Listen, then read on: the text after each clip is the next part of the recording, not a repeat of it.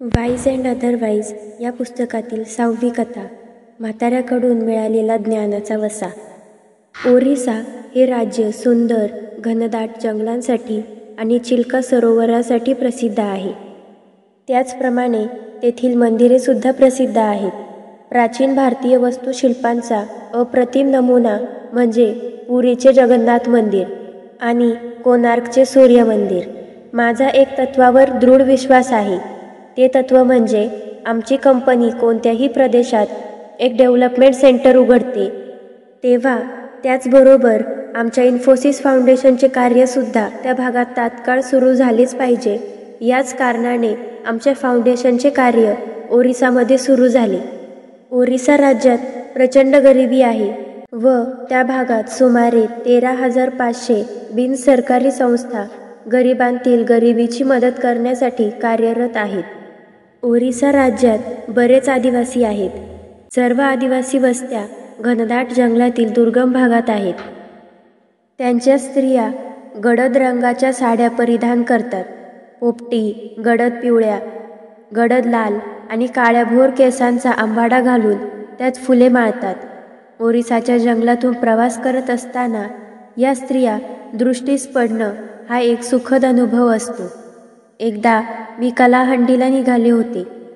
ते गावही म्हणता येणार नाही, शहरही म्हणता येणार नाही. तिथली खास प्रसिद्ध म्हणता येईल अशी एकही गोष्ट सांगता येणार नाही. माजूरभुंज किंवा कोरापूटप्रमाणेच ही पण एक आदिवासी वस्ती आहे. असं म्हणतात की स्वातंत्र्यपूर्व काळात या कलाहंडीवर एक राजा राज्य करत होता. हा राजाच आपला प्रतिपाळ करणारा तारणहार आहे असा तेथील आदिवासींचा विश्वास होता व त्या राजाला दैवी शक्ती प्राप्त आहे अशीही त्यांची समजूत होती. हे आदिवासी इतके निष्पाप आहेत की राजेशाही संपुष्टात आली असल्याची त्यांना कल्पनाही नाही. अजूनही एखादं मूल अनाथ झालं तर ते त्याला नेऊन कलेक्टरच्या दारात ठेवून येतात. त्यांच्या दृष्टिकोनातून राजा हाच त्यांचा सर्वश्रेष्ठ त्राता असतो. कलाहंडीचे जिल्ह्याचे ठिकाण म्हणजे भवानीपट्टणम. ते इतर जिल्ह्याच्या ठिकाणांपेक्षा निराळं आहे. ते एक छोटंसं गाव आहे. मी आजपर्यंत जी काही जिल्ह्याची ठिकाणं पाहिली त्यापेक्षा ते अगदीच वेगळं आहे. उदाहरणार्थ माझं जन्मगाव, माझे धारवड. खरं तर हे भवानीपट्टणम इतकं झोपाळलेलं गाव आहे हे पाहून मला फार आश्चर्य वाटलं. त्या गावातील अनाथ मुलांसाठी अविरतपणे काम करत असलेल्या एका NGOला भेटायला मी ते गेले होते. त्याच्या डोक्यावरील प्रत्येक पांढरा केस त्याच्या आयुष्यभराच्या निस्वार्थ त्यागाची कहाणी सांगत होता. या अनाथ मुलांची सेवा करताना स्वतःच्या मनात कोणतीही प्रतारणा येऊ नये यामुळे त्यांनी स्वतः विवाहसुद्धा केला नव्हता. भुवनेश्वरपासून केसिन या भवानीपट्टणमच्या जवळच्या रेल्वे स्टेशनपर्यंतच्या प्रवासात मी या आदिवासींचं निरीक्षण करत होते. ते आपली ट्रेन येण्याची वाट पाहत अत्यंत शांतपणे प्लॅटफॉर्मवर थांबत. ते अननस, रानटी केळी, बटाटे अशा विविध वस्तू बांधून घेऊन निघालेले असतात. माझ्याबरोबर एक दुभाष्य होता.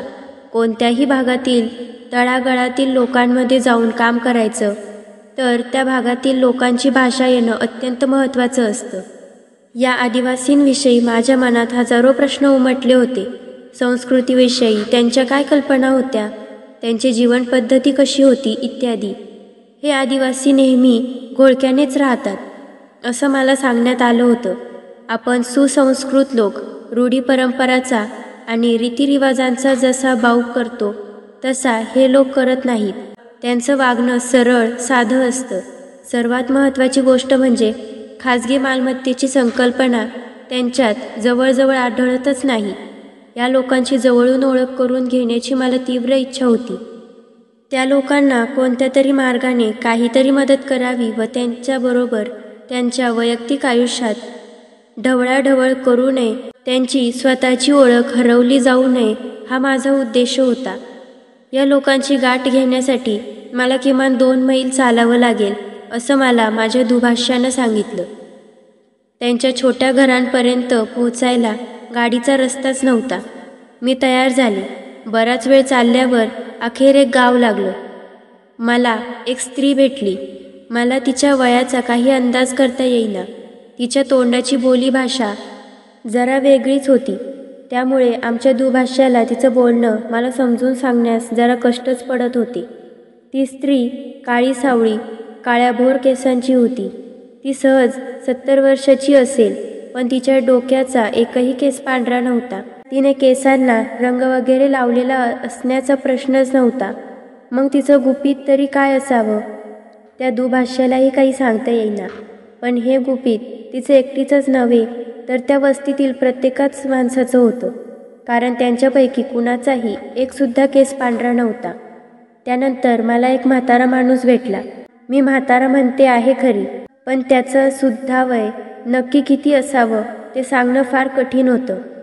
आमच्या संभाषणात त्याने ज्या काही घडलेल्या घटनांचे संदर्भ दिले, त्यावरून पाहता त्याचं वय सहज 104 वर्षाचं असावं. या म्हाताऱ्याशी माझं संभाषण चांगलं रंगतदार झालं. मी त्याला विचारलं, आपल्या देशावर कुणाचं राज्य आहे? त्याच्या दृष्टीने देश याचा अर्थ कलाहंडी एवढाच होता. हे उघडच होतं. त्याने माझ्याकडे निरखून पाहिलं व माझ्या अज्ञानाला जरासा हसला. तुम्हाला माहीत नाही, आपल्या देशावर कंपनी सरकारचं राज्य आहे. त्याच्या म्हणण्याचा अर्थ होता ईस्ट इंडिया कंपनी.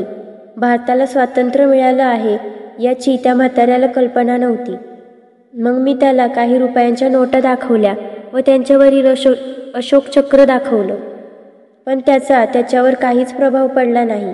हा तर नुसता कागदाचा तुकडा आहे. त्याच्याकडे पाहून थोडंच कळणार आहे आपल्यावर कुणाचं राज्य आहे ते. आपल्यावर गोरीवाली राणीचं राज्य आहे. इंग्लंडची ती गोरीवाली राणी आता परत गेली आहे व तिचं आपल्यावर राज्य नाही हे मी त्याला पटवून देण्याचा कितीतरी प्रयत्न केला, पण त्याला काही ते पटेना. आदिवासी जमातीमध्ये वस्तूंच्या देवाणघेवाणाची पद्धत अस्तित्वात असते व ती खूप महत्त्वाची असते याची मला पूर्ण कल्पना होती. त्यामुळे मी मुद्दामच त्याला प्रश्न केला, हे पहा, या लहानशा कागदाच्या तुकड्यातून तुम्हाला सरपण, खूप साड्या, मिठाची गोणी, आगपेट्या, अगदी जमिनीचा तुकडासुद्धा विकत घेता येऊ शकतो याची तुम्हाला कल्पना आहे का?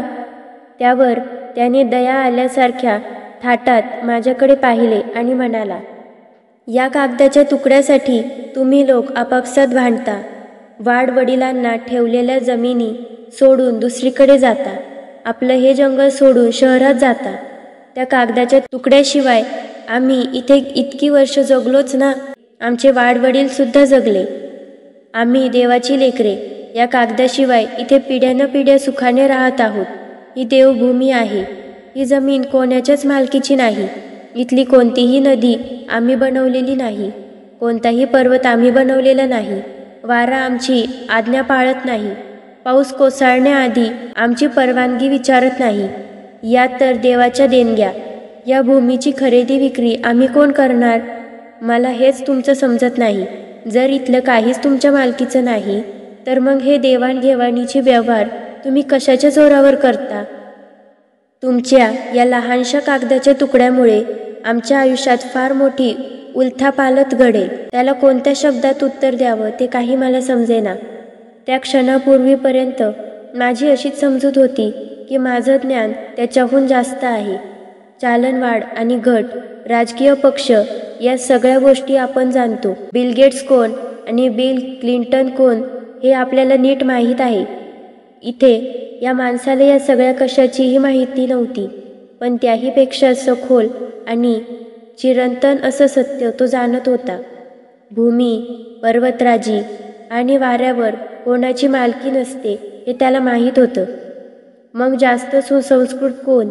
कलाहंडीच्या जंगलातील विद्वान म्हातारा की इंटरनेटच्या जगात वावरणारे आम्ही?